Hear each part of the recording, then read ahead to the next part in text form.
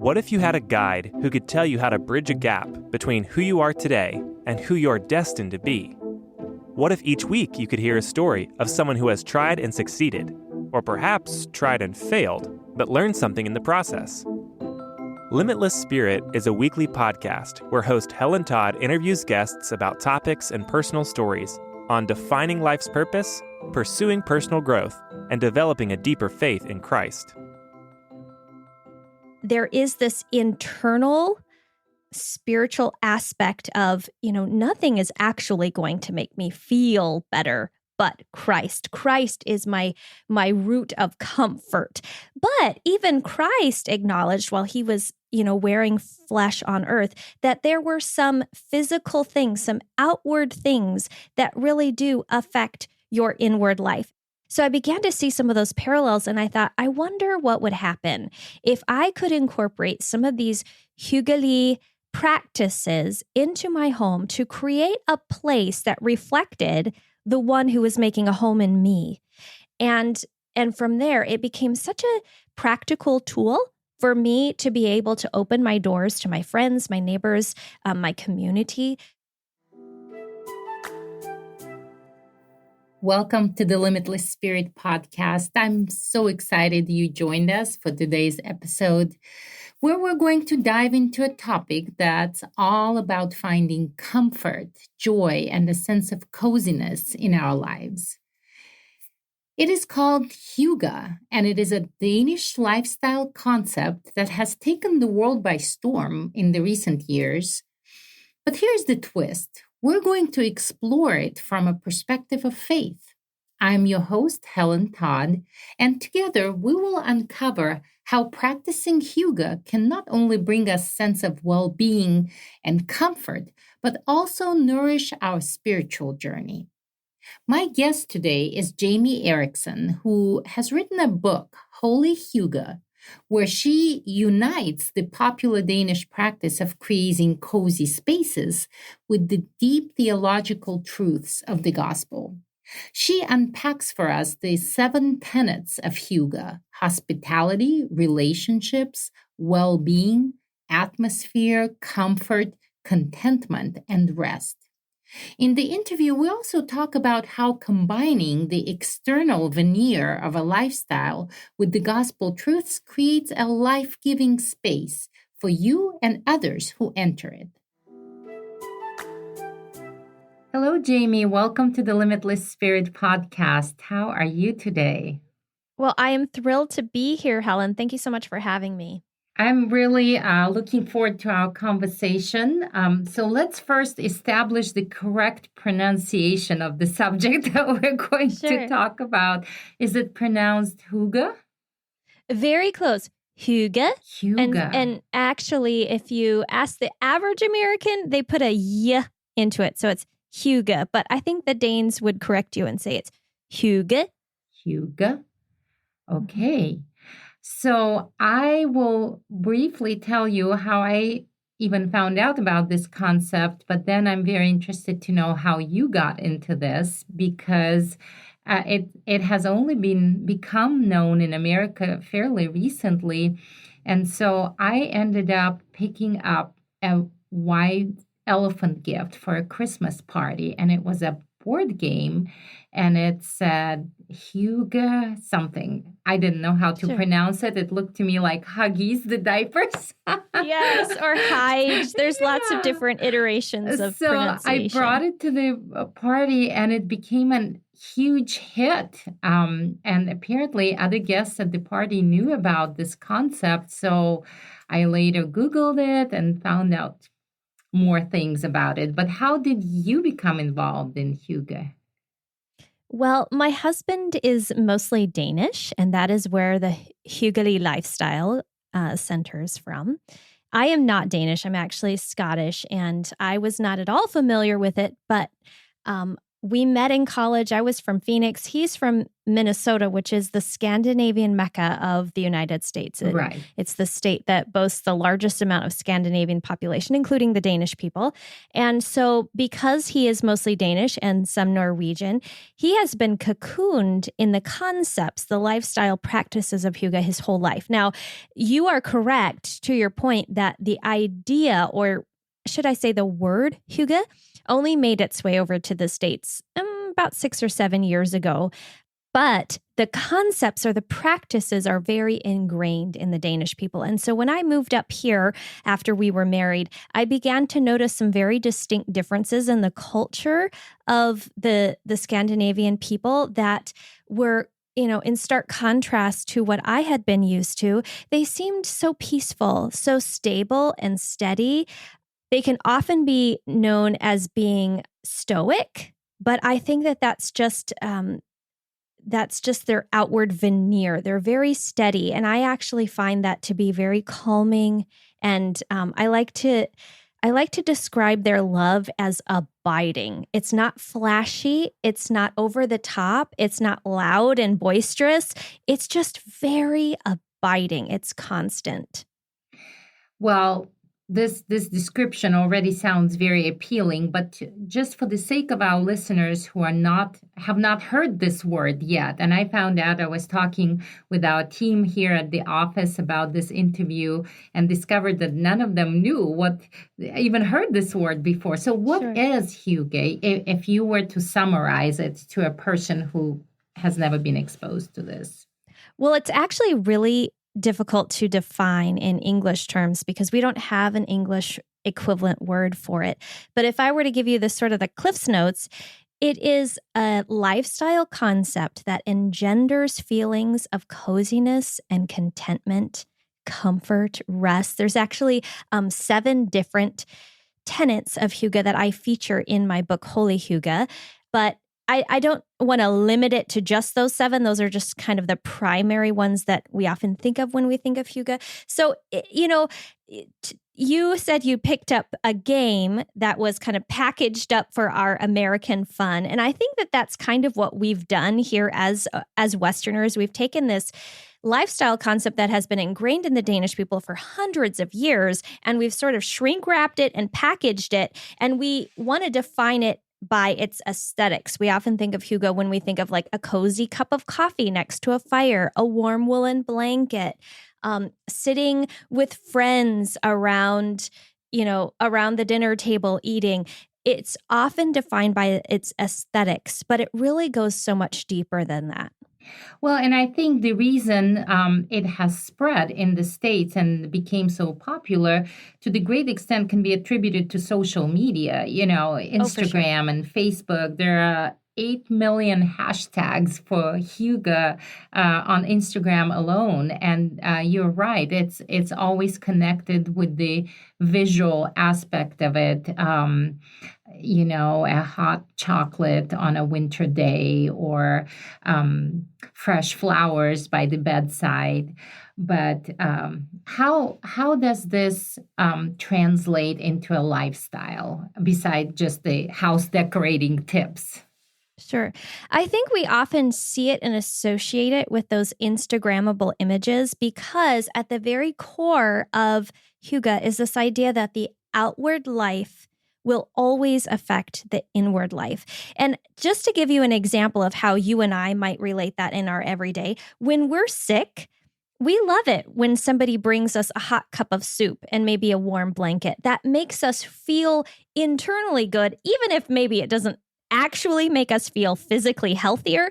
It just swathes us and cocoons us in this comforting feeling. And so we do feel better. And I'm a Christian. And so I feel like there is this internal spiritual aspect of, nothing is actually going to make me feel better but Christ. Christ is my root of comfort. But even Christ acknowledged while he was, wearing flesh on earth, that there were some physical things, some outward things that really do affect your inward life. And that's why, you see him multiplying fish and loaves for the people because they were hungry. And he knew that they wouldn't really be able to listen to these deep truths he was sharing with them when all they could really hear was their bellies grumbling. So that's kind of where I see some of the parallel between Hygge and my faith is that, Christ acknowledged the outward life often does have some effect on the inward life. I agree with you. So how did you embrace the elements of Hygge as you started your life in that society? How did you incorporate that in your life? Sure. Well, first and foremost, it was just me acknowledging there was something different about my husband's Danish relations. There was this peaceful comfort. Even I would go so far as to say those who did not have a faith and trust in Christ, there was just this outward aesthetic of peace and comfort. But for those who not only were Danish, but also had put their faith in Christ, who is our ultimate comfort, who is our ultimate sanctuary. And that really is kind of what the Danes are looking for when they reach for Hygge, is this like sanctuary life for themselves. And we're all kind of chasing that same sanctuary that has been missing since the garden. That's kind of ingrained in humanity, to want to find a place to feel safe, to find a place to feel known and to feel loved. And as a transplant, somebody who came from a metropolitan, very large, I think there's like 4 million people in Phoenix or something like that, a very large area where I kind of felt unknown. I felt like just a number in the crowd, to a place where, they make it a point to make you feel seen and known and loved. That was very striking to me. That compelled me to dig a little deeper into the hyggelee lifestyle. And then I began to wonder, I saw a lot of parallels between Hygge and my faith. And I kind of saw how this was the Danes' way of doing what God had already done. God had already made this sanctuary life in the garden. And because of sin and death, that we were separated from him in our sin. And ever since then, we've been, seeking that sanctuary connection. So I began to see some of those parallels, and I thought, I wonder what would happen if I could incorporate some of these hyggelee practices into my home to create a place that reflected the one who was making a home in me. And from there, it became such a practical tool for me to be able to open my doors to my friends, my neighbors, my community, to invite them in, not just to my home, but to my life, in order that I could then introduce them to the one who has changed my life for all of eternity. Well, and there is definitely a spiritual parallel. I think that's what makes your book so exciting and unique, and really prompted me to schedule this interview because as I was researching the concept of Hygge, it was really attributing the beginning of it to the fact that the Danes and Norwegians, they have very harsh and long winters, and it's a very hostile environment to a human being. And so the Hygge was their way of surviving it and flourishing even during those long and harsh winters. And so the spiritual parallel is glaring, of course, for people who know the scriptures and who have Christ in their hearts. The world is a long, harsh winter. Yes. And our faith and our relationship with Christ creates that sanctuary. And when we share it with others, we are ultimately inviting them into this lifestyle. But give me some practical examples of how to create these pockets of Hygge in your life, both in the terms of arranging your house or maybe your life, but also in terms of arranging your relationships with people. Absolutely. Well, I think in terms of arranging your house, the aesthetics of an atmosphere of Hygge, we have to remember that Hygge is not just what you see on your wall. It's not just the pretty tablescapes or the Instagrammable moments. You're really trying to create an atmosphere. of comfort, of contentment, of hospitality.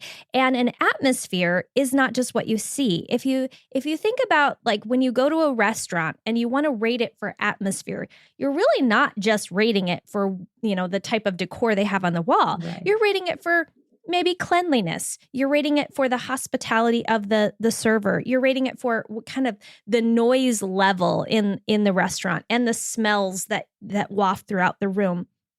That's atmosphere. Atmosphere encompasses all 5 senses. And I think that's something the Danes do really well. They are often considered minimalists by certain cultures because they certainly do have less in their home than the average Westerner.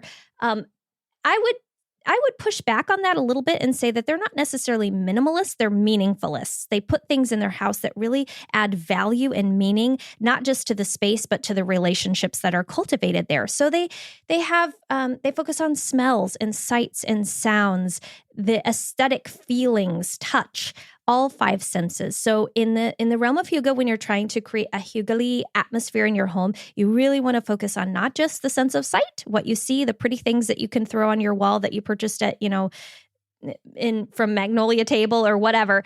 It's, all 5 senses. As far as some practical tips for hygge in relationships, I think it really does begin and end with hospitality. And that word gets thrown around a lot in Christian circles because actually hospitality is a biblical command. It goes all the way back to, Leviticus. And we also see it again in the New Testament. I think we as Americans can sometimes define hospitality incorrectly.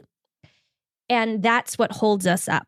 We're less apt to be hospitable because we have an incorrect view of what hospitality is. We look at hospitality as, the beautiful tablescapes, wonderfully planned menus, activities, your house is perfectly spotless. And we put together this laundry list of things that has to be accomplished before you can invite someone into your house.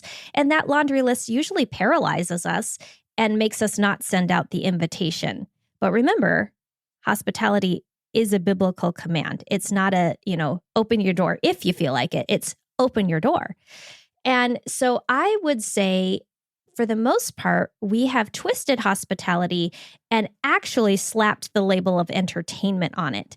Entertaining is vastly different than being hospitable. Hospitality is more about the other person and less about us, whereas entertainment is really about us. Do I have, the most beautiful house? Is my house clean? Do I look presentable? Am I serving a wonderful, 4-course meal? It's about us, whereas hospitality is about the other person. What can I do to make this person feel welcomed, to make them feel seen, to make them feel known? It's about creating an environment where a person can bring their real self and their real struggles in order that you can then show them the comfort of Christ who can help and soothe those real struggles and those real aches.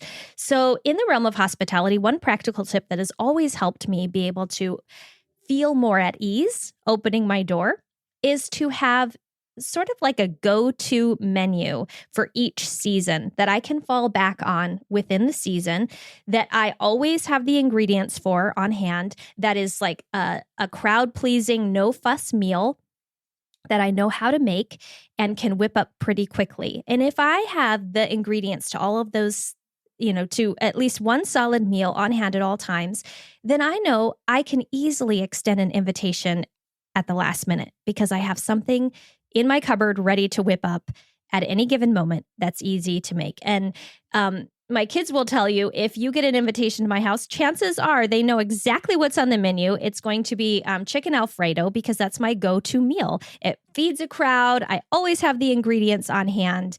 And so they just know that's what we're having. But that's my easy yes. I can extend an invitation because I know I'm always ready to. And see, you're intentional about it. And I think that makes all the difference. So you prepare yourself in advance for the possibility of hospitality. And I think that this is part of the practice to where we anticipate those moments and we're ready for them and they don't take us by surprise. And actually, Yes. as I was thinking about our interview, I found a Hygge verse in the Bible. In Oh, the I New want to hear it. Testament. So let's see if you incorporated that in your book. But it's actually in the 3rd John chapter 1. The author praises his friend Gaius, and the very first verse of it says, "Dear friend, I pray that you may enjoy good health and that all may go well with you, even and as your soul is getting along well." And in some translations, it says, even as your soul prospers. And later, if you read this chapter, he praises Gaius for his hospitality, that he has shown unusual hospitality to other Christians who came to the area to share the gospel, as opposed to some other church members who actually were very hostile towards them. And so I think this very first verse where he pronounces this blessing over him, where he says, may you prosper in your health, may you prosper in your work, in your business, and as your soul prospers, is that Hygge laws. So as you practice the hospitality towards others, it comes back to you as a blessing upon your life. And so would you agree with that?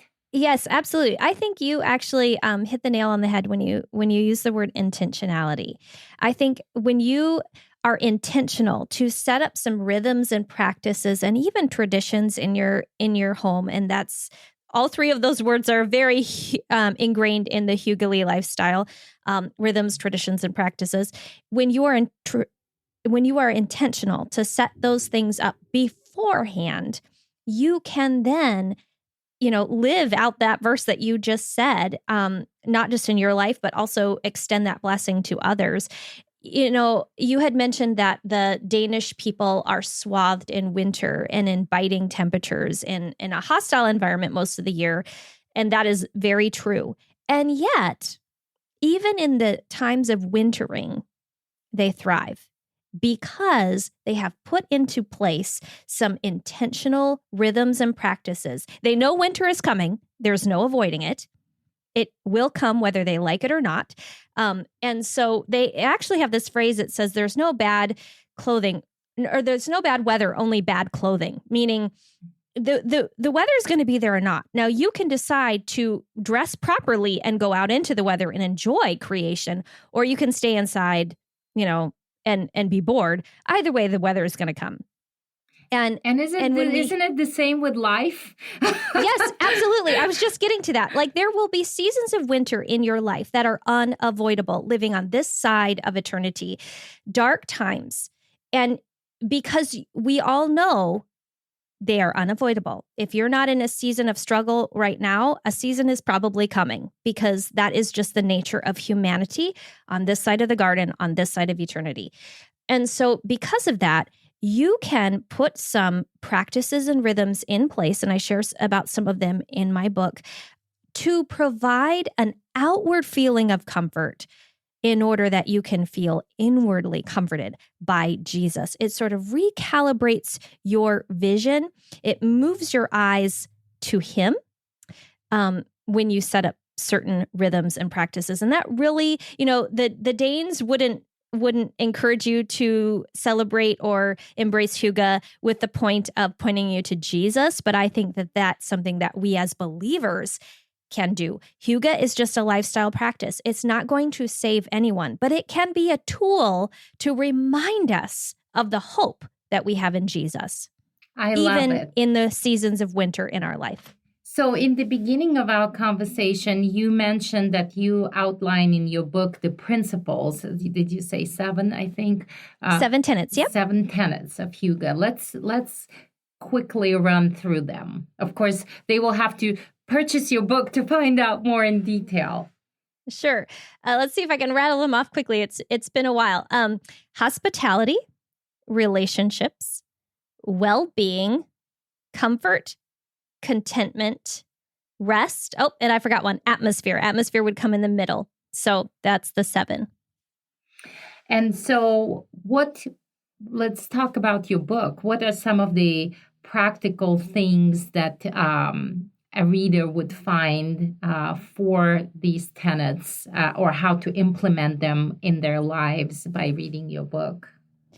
Well, that's a great question. Under the chapter of relationships, relationships are, I believe, scripturally, as Christians, we should have relationships that are threefold. We should have relationships that are encouraging. Those are the relationships that give us the courage to do the thing that God is calling us to do. Those are our encouragement relationships. Then there's discipleship relationships. These are sort of reaching ahead, reaching behind to people a little bit further on the journey or a little bit behind us on the journey to help point them to Jesus in a more solid way.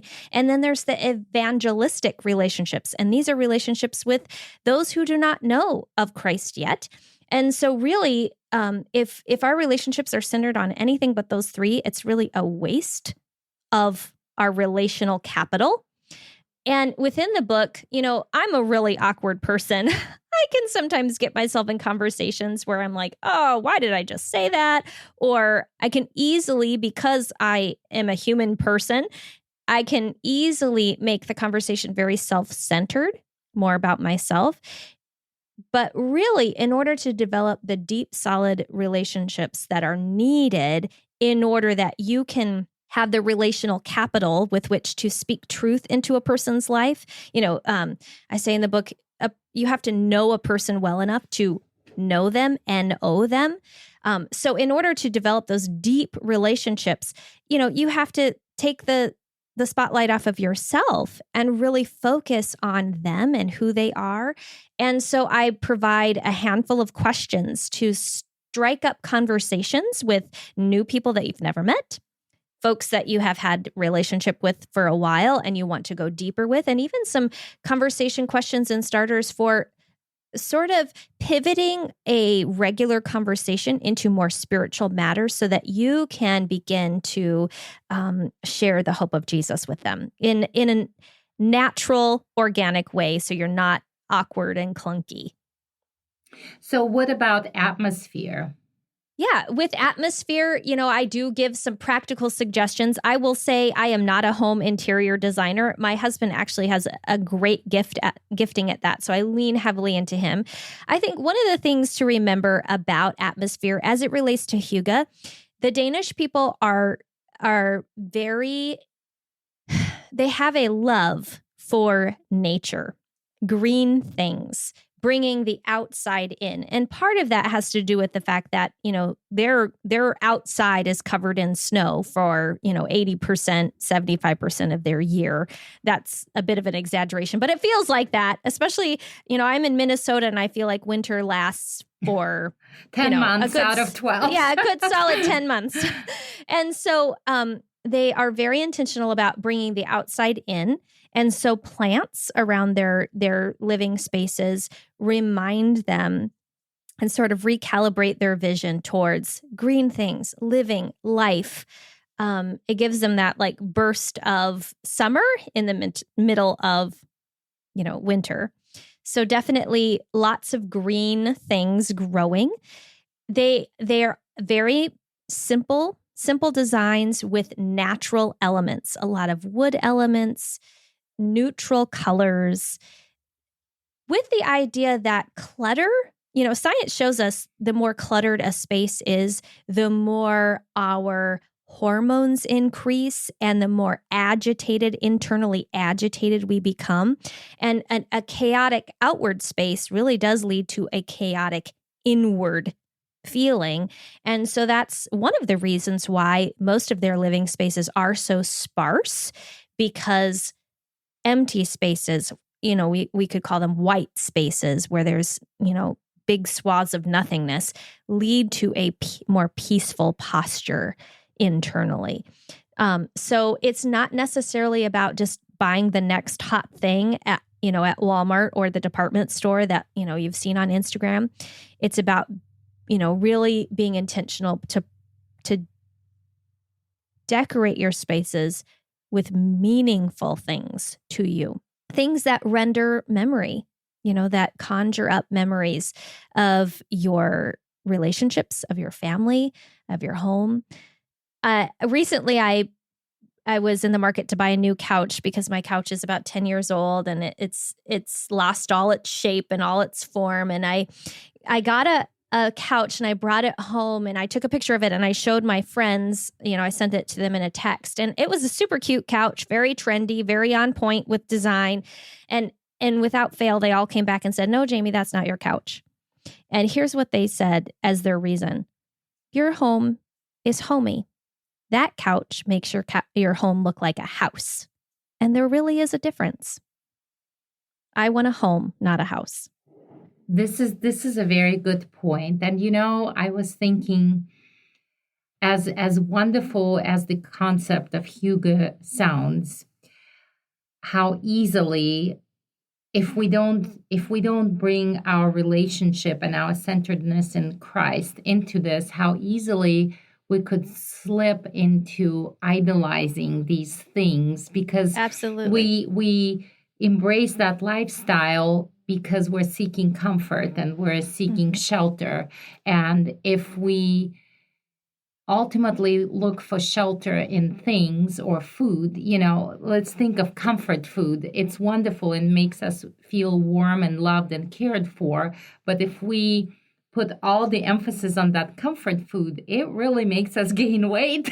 Right. Yes, absolutely. Comfort food is not necessarily the best for the health of our body. And the same with cozy spaces in your house. If that's what your peace and comfort depends on, you can become obsessed and spend every penny you have on buying the next thing, that makes you feel cozy and comfortable. But when we have that in proper balance with our relationship with God, I think it could be a very powerful way for surviving the winter of life, right. so to speak. Because if you think about it, all 7 tenets really were seen in the garden, and I sort of focused on that in my book. How hospitality and relationships, well-being, atmosphere, comfort, contentment, rest, all of those things were seen in the garden. And when we are not careful to put them at the foot of the cross, things do get off balance. Even in the realm of atmosphere, is there anything wrong with putting something pretty on your wall? No. But you and I both know that there are houses that are costly and creatively decorated, and yet you walk into them and you feel ragged and ill at ease. You don't feel welcomed, maybe because they are so beautifully decorated, you feel like it's very sterile and you can't sit and be at ease. So all 7 tenets, even atmosphere, have to be placed at the foot of Jesus. All of the 7 tenets of hygge are just kind of placebos in and of themselves. They're good for a temporary moment, but they will not give you true and lasting comfort or true and lasting rest. They have to be put at the foot of the cross. And, the ultimate goal would be then to use those tenets to bring you to the foot of the cross in order that you can really embrace, the true and lasting sanctuary that only Jesus can provide. Absolutely. And that's why I think your book is really important, because it really points us to a proper way of combining our physical and spiritual life to create the ultimate sense of well-being in our lives. So where can people find more resources and information about implementing the Holy Hygge in their homes? Well, you can find the information I provide by going to jamieerickson.com. That's where you will have access to the Holy Hygge podcast that features every single one of the tenets. And I interview guests who have walked out and lived out those particular practices, as well as I also offer some free printable downloads from season to season, some practical ideas and ways that you can implement hygge in your home during each and every season. So with my last question, hygge, as we mentioned earlier in the conversation, really is connected with winter season, the cold season. But what are some elements of hygge that are present in in now. We're in the middle of summer right now. Right. Well, the rhythms and practices are the same regardless of the season. You just tweak them each to match the season that you're in. So the idea of, say, a hyggelee hobby, which is something that I mention in the book, a hobby or some fun element that you do only within the season that is now, in order that you can step into that season with excitement and anticipation. So for me, a couple of summertime hyggelee things. I create kind of like a mealtime playlist for myself in the summer meals that I only make in the summer, so that my family can be excited about enjoying them, because they're limited in how often they can experience those particular meals to just the summer. I have particular activities that we only do in the summer, particular hobbies that I only do in the summer. Currently, I've got a big stack of books, kind of summertime beach reads that I have been hoarding for myself leading up to summer, that I hope to get to throughout these warmer months. So the practices of setting yourself up with some summertime rhythms, some seasonal rhythms, really is the same in the summer as it is in the winter or the fall. It's just that it is more applicable and pertinent to that season, because that's really what hygge is all about. It's about being present in this particular moment, not always reaching and looking for a moment that you were in or a moment that is coming, but being fully present right here, right now. Well, and in the book of Ecclesiastes, we're told that being able to enjoy what we have is a gift from God. And I think hygge is really putting this into practice, is finding enjoyment in the present, in what is now, in the season you're in, and creating the atmosphere to enhance that. Basically, it's just a tool to help you enjoy the moment and the season you're in. And I think that is very biblical. And I saw an article somewhere where it connects, not connects, but talks about the health benefits from hygge. And I don't know if there is a scientific, I don't remember the full premise of the article, so I don't know if there is a scientific foundation to it, but I think it just makes sense. Right. Yes. And to your point, it's also in Ecclesiastes where we learn that there is a season for everything under heaven. I believe it's not by accident that God ordained the seasons both in creation and in our lives. And we can be really quick to want to escape from certain seasons, the seasons of our lives, of our days that are not as enjoyable. Maybe the ones that contain a lot of struggle, maybe a lot of hardship, maybe a lot of tears. But we have to remember, even in seasons of, let's say, winter, or if you live in the southern hemisphere, maybe that for you is summer, where it just seems like summer lasts forever and it's never ending. In those difficult seasons, we have to remember that God is still at work doing amazing things. It is in the season of winter that roots grow really deep. Silent, hidden things are happening under the soil that we might not see on the surface, but there's still wonderful growth happening. And we wouldn't necessarily have springs, summers, or falls without winters, would we? And we can appreciate the growth that happens in those other seasons only because of the work that is done in the winters. Thank you so much for this wonderful conversation. I'm inspired now to reevaluate my life from the perspective of Holy Hygge. And we definitely are going to put a link to your website in our show notes so that our listeners have an easy access to it. Thank you so much for joining me. It's been a pleasure, Helen. Thank you so much. You were very hospitable. Thank you. And there you have it, my friend. We have reached the end of another amazing episode, and I hope you're feeling inspired to bring hygge into your life, both physically and spiritually. Remember, it is not just about creating a cozy atmosphere or indulging in simple pleasures. It's about embracing a mindset of intentionality and finding joy in the present moment. I encourage you to check out Jamie's book, Holy Hygge. You will see the link in our show notes. And then take what you have learned today and put it into practice. Embrace simplicity, cultivate gratitude, nurture your relationships. By incorporating these principles, you will be able to create a haven of warmth and peace and spiritual growth in your everyday life. Now, I'd love to hear from you. Have you experienced Hygge from a Christian perspective?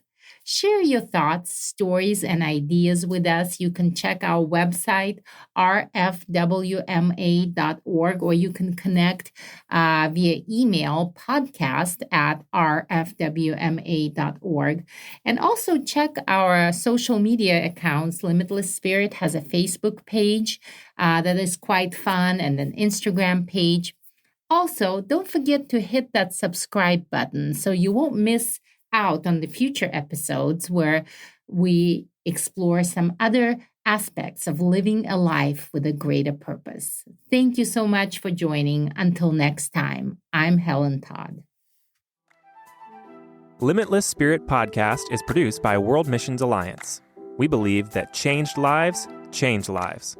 If you want to see your life transformed by Christ's love, or if you want to help those who are hurting and hopeless and discover your greater purpose in serving Christ through short-term missionary work, check out our website, rfwma.org, and find out how to get involved.